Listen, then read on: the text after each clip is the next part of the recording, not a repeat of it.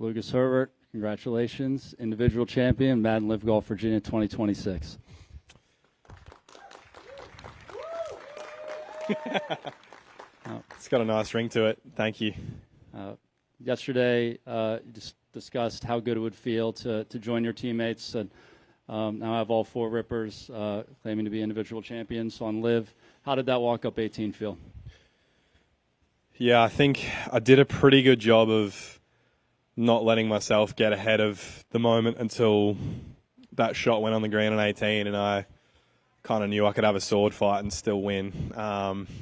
So, yeah, it was, I think, probably more relief to begin with. I've spent about 60-odd holes with the lead on my own, so it was nice to kind of just get to the finish line and have this one, presented to me and, achieve a goal that I've had for 2.5 years now since I joined the league.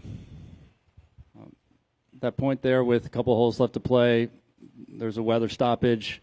Did that have any impact on whether it's called momentum, your mindset? Did it give you a chance to exhale for a bit, or how did you spend that time? Yeah, I mean, it wasn't really a fun 20 minutes, 30 minutes to digest. I think I said to Pewey at some point in the back nine, the hardest time, like the hardest period of time for this entire week was the time between finishing the round on Friday and teeing it up today on Sunday. I woke up at 12:30 this morning coughing like that guy. Thanks, Nick. Coughing all sort of just from being sick, and you just don't even get a second before you start thinking about what if Bryson does this, or what if Sergio birdies the first two, or and you start running through these scenarios in your head, and it's not until you actually get on the golf course that you can actually do something about it. So it was the most stressful 48 hours was just between the end of Friday's round and teeing it up today. And once I got on the course today, it felt like I could actually do something about it. And it was almost like, oh, cool, I've dealt with that now. I'm into the fun stuff. And then I get another half an hour weather delay where it's like, I've got to deal with this again. I will say, though, it felt like, the whole day was momentum switches. Sergio birdies the first. I make a run of good scores there and get it to sort of 5 in front. Then we double the ninth. Momentum goes back towards Sergio, and he obviously birdies 10. And then it looked like he was going to tie the lead there on 12. I make the putt, and he misses, and the momentum swings. I birdie 13, and I keep going that way. I missed a short one on 14. I missed the par putt on 16. So it was just momentum swings all day. And it felt like that momentum swing was going towards Sergio there when the weather delay got called. So it was probably a good thing in a way that we came in and I was able to, as uncomfortable as it was, it also probably stemmed that the flow of that momentum. And let me just reset and regroup a little bit. Thanks. Mike? Lucas, talking about that stretch from 9 to 11, what were you kind of telling yourself? How did you process things as your lead went from 5 to one stroke in a matter of like 30 minutes? It could have easily unraveled after that if Sergio keeps the momentum going. It's a bit of a combo of I didn't do a lot wrong on 9. I've missed the spot. I'm trying to hit it by 5 yards. I actually had a great shot. I've just smashed it and hit it in the only spot. Like, if I hit the same shot into 10 and I smash it by 5 yards, it's in the back rough, and I might get it up and down for par. It's just, you just can't do it there on 9. It's a great par 3 because it catches people doing what I did, hitting a great shot, and it goes over and into that collection area at the back. Probably gets through the collection area into the rough most of the time, and you're in a lot of trouble. So I didn't feel like I didn't do a lot wrong to make double. It could have been worse too. Once I chip it up and it rolls back down, I could have easily made a 6 or a 7. But I sort of walked off that green, had a bit of a laugh with Pewey, and just reminded myself, like, I'm still 2 in front. Despite that, car crash of a hole, I'm still 2 in front. And the same thing, Sergio birdies 10. Mate, I thought it was a really key up and down for me on 10 there. That was a horrible lie right of that green, and to get that up there and at least not let it be another 2-shot swing. And then obviously on 12, just turn that momentum around. It was what I needed. I said to Pewey that was what I needed to do. I turned momentum around on him a couple of times throughout the last 36 holes, and I was like, right, got to do it again. And I guess there's that sense too of like winning golf tournaments is hard. If it was easy, it wouldn't be very gratifying. So, yeah, this feels pretty good right now because it was so hard, because I hit some poor shots and had to really grind it out and make some putts when I needed to. And we talked about yesterday what it might meant. How would you process a win now that you're holding the trophy right now? What are the emotions going through your mind? Obviously, you get a chance to play the U.S. Open next month.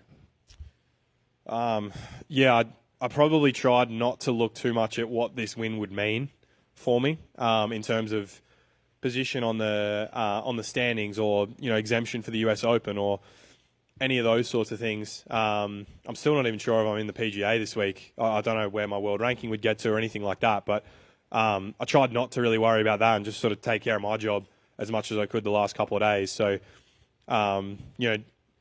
this is I think this is my 7th win. This is the best. The next 6 hours are the best 6 hours you ever get. And this is now my 7th time where I get to enjoy it. Like, this is the fun bit. And eventually, in a few days' time, I'll reset and, as my teammate says, find another mountain to climb.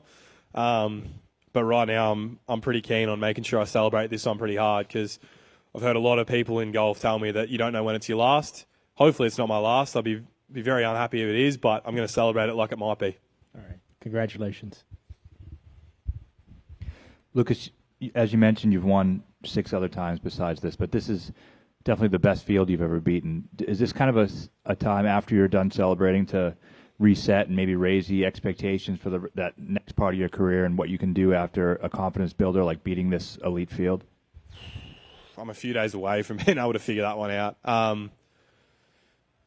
Look, it's pretty special. I feel like I've had a good week when I've beaten John Rahm. I think this is my 2nd time doing it, so I'm going to take that as a victory. Yeah, there's a lot of very high quality players in this field. I've beaten a lot of high quality players in previous wins. I feel like right now is not the best time to ask me whether this is the best field I've beaten, but it's not the worst, I can tell you that. And I'm pretty proud of it. So, yeah, in a few days' time, I'll work out what the next goal is. And maybe I don't. Maybe it takes me a month. Maybe it takes me 6 months. But I've been wanting to tick this one off for a long time. And, yeah, to do it in the way that I did it, very, very satisfying. And can you talk about Pewey's role in the win? I know you didn't get a chance to play even the front 9 until the tournament started. So how much did you rely on him in terms of plotting out the golf course?